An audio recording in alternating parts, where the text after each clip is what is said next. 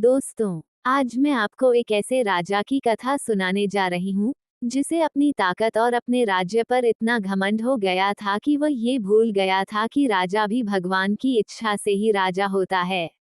बहुत समय पहले की बात है। एक बहुत बड़ा और समृद्ध राज्य था। उस राज्य का राजा बहुत शक्तिशाली था। उसके पास धन भी था, सेना भी थी और प्रजा भी उसकी बहुत इज्जत करती थी। लेकिन धीरे धीरे उस राजा के अंदर अहंकार आ गया। उसे लगने लगा कि उसकी ताकत के आगे कोई कुछ नहीं है। एक दिन दरबार में बैठे बैठे उसने कहा, इस दुनिया में अगर कोई सबसे शक्तिशाली है तो वह मैं हूँ। दरबार में बैठे मंत्री और सैनिक चुप रहे, क्योंकि कोई भी राजा की बात का विरोध करने की हिम्मत नहीं करता था। उसी समय एक बूढ़ा साधु वहां से गुजर रहा था। उसने राजा की बात सुनी और मुस्कुराते हुए बोला, राजन, इस संसार में सबसे शक्तिशाली कोई मनुष्य नहीं, बल्कि भगवान होते हैं। राजा को ये बात बिल्कुल अच्छी नहीं लगी।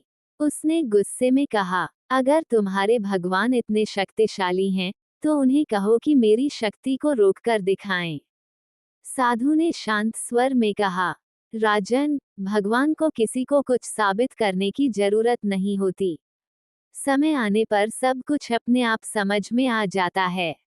राजा ने साधु की बात को मजाक समझकर उसे जाने दिया। कुछ समय तक सब कुछ ठीक चलता रहा, लेकिन धीरे धीरे राज्य में समस्याएं आने लगीं।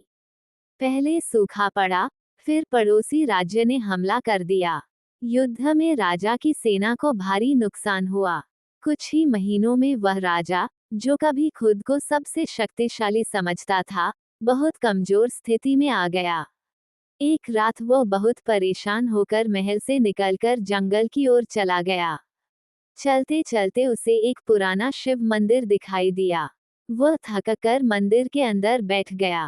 पहली बार उसके मन में अहंकार नहीं, बल्कि पछतावा था।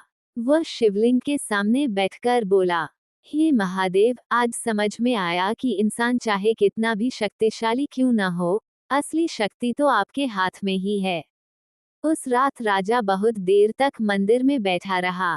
कहते हैं उसी रात उसे ऐसा लगा जैसे उसके मन के अंदर कोई आवाज कह रही हो, जब तक इंसान को अपने अहंकार का एहसास नहीं होता, तब तक उसे सच्चा ज्ञान नहीं मिलता।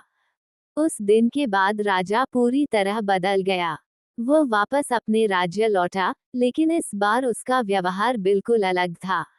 अब वो प्रजा के साथ घमंड से नहीं, बल्कि नम्रता से बात करता था। धीरे धीरे राज्य की परिस्थितियां भी सुधरने लगी। फसलें अच्छी होने लगी, व्यापार बढ़ने लगा और राज्य फिर से खुशहाल हो गया। लेकिन अब राजा हर दिन मंदिर जाकर बस यही कहता था, महादेव, आपने मुझे राज्य नहीं, बल्कि विनम्रता का महत्व सिखाया है। दोस्तों, इस कथा से हमें यही सीख मिलती है कि अहंकार इंसान को अंधा बना देता है, लेकिन भगवान उसे सही समय पर सच्चाई दिखा देते हैं।